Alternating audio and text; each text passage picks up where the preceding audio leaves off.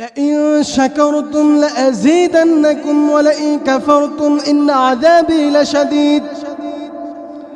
আল্লাহ তাআলা বলছেন, যে বান্দা আমার শুকরিয়া আদায় করবে তার নেয়ামত আমি আরো বাড়িয়ে দিব, আর যে কুফরি করবে তাকে আমি আযাব দিব।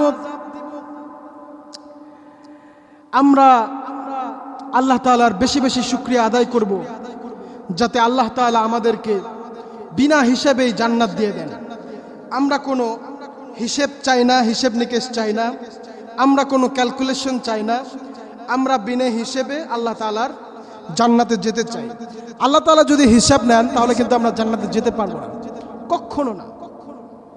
দুনিয়ার এই সামান্য আমল দিয়ে কখনোই জান্নাতে যাওয়া পসিবল নয়, যদি আল্লাহ তাআলা আমাদের প্রতি দয়া না করেন, রহম না করেন।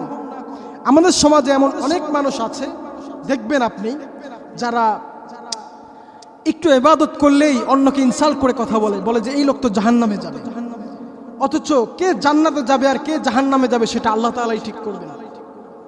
আপনার এই আত্ম অহংকার আপনাকে জাহান্নামে নিয়ে যাবে। সম্মানিত প্রিয় বন্ধুগণ, বনী ইসরাইলের একজন আবেদ ছিল। বনী ইসরাইলের একজন আবেদ, উনি পাহাড়ের চূড়ায় প্রচন্ড ইবাদত করতেন আল্লাহ তাআলা, সব সময় ইবাদতে মশগুল থাকতেন, একটা দিনও তাহাজ্জুদ নামাজ মিস দিতেন না। ও মিয়া, তাহাজ্জুদ নামাজ না পড়লে কি আল্লাহ তাআলার ওলি হওয়া যায়? ওয়া মিনাল লাইলি ফাতাহাজ্জাদ বিহি নাফিলাতান লাক আসা আন ইয়াবআসাকা রাব্বুকা মাকামান মাহমুদা। তাহাজ্জুদের নামাজ পড়লে মর্যাদা বাড়িয়ে দেয় কে? সেই বনী ইসরাইলের আবেদ আল্লাহ তাআলার ইবাদতে সব সময় মশগুল থাকতেন, সব সময় আল্লাহ তাআলার ইবাদত করতেন, কোনো সময় আল্লাহ তাআলার ইবাদত মিস দিতেন না। তাহাজ্জুদের নামাজ একটা দিনও মিস দিতেন না। হাসরের ময়দানে আল্লাহ তাআলার সামনে যখন দাঁড়াবেন, আল্লাহ তাআলা তাকে বলবেন, হে বান্দা, যা যা আমার দয়ায়, আমার রহমতে, আমার করুণায়, আমার ভালোবাসায় তুই জান্নাতে চলে যা। বনী ইসরাইলের সেই আবেদ তখন বলবেন, হে আল্লাহ তাআলা, হে মাবুদ, আমি তো তোমার ইবাদত করি নাই, কম ইবাদত করি নাই, সব সময় তোমার ইবাদতে মশগুল ছিলাম, তাহলে কেন তোমার দয়ায়, তোমার রহমতে, তোমার করুণায় কেন জান্নাতে যেতে হবে? আমি আমার আমল দিয়ে জান্নাতে যেতে চাই।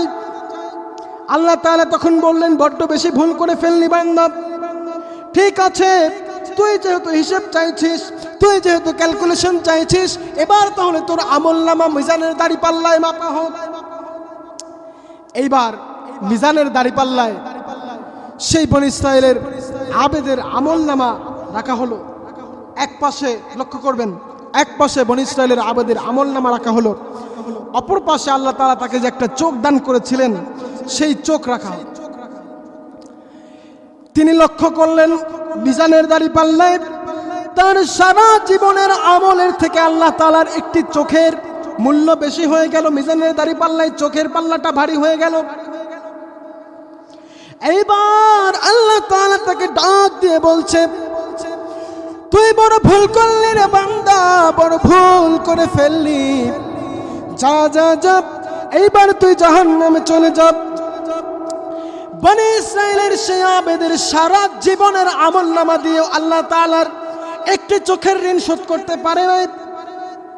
আপনার আমার মতো যদু মধু সদু কদু এই আমল দিয়ে কিভাবে জান্নাতে যাব যদি আল্লাহ তাআলা হিসাব নিকেশ নেন? বনী ইসরাইলের সেই আবেদ তখন ভুল বুঝতে পারলেন। আল্লাহ তাআলাকে ডাক দিয়ে বলছেন, হে আল্লাহ তাআলা, হে মাবুদ, আমি বুঝতে পারি নাই গো মাবুদ, তুমি আমাকে ক্ষমা করে দাও, মাফ করে দাও। আমার আমলনামার প্রয়োজন নাই, আমার আমলনামার প্রয়োজন নাই। আমি তোমার দয়ায়, তোমার রহমতে, তোমার করুণায়, তোমার মহব্বতে, তোমার ভালোবাসায় আমি জান্নাতে যেতে চাই। আল্লাহ তাআলা বললেন, এইবার তুমি রাইট ট্র্যাকে এসেছো। সুতরাং আমরা যারা ভাবি যে শুধু আমল করেই জান্নাতে চলে যাব, এটা কখনোই সম্ভব নয়। যদি আল্লাহ তাআলা না চান, আল্লাহ তাআলা আপনার উপরে দয়া না করেন, রহম না করেন, আপনি কখনোই জান্নাতে যেতে পারবেন না। এই আয়াতটির মাধ্যমে আমি আপনাদেরকে বোঝাতে চেয়েছি যে আল্লাহ তাআলার শুকরিয়া আদায় সব সময় বেশি বেশি করবেন। আল্লাহ তাআলার শুকরিয়া আদায় বেশি বেশি করলে আল্লাহ তাআলা আপনাদেরকে বিনা হিসেবে জান্নাত দিয়ে দেবেন।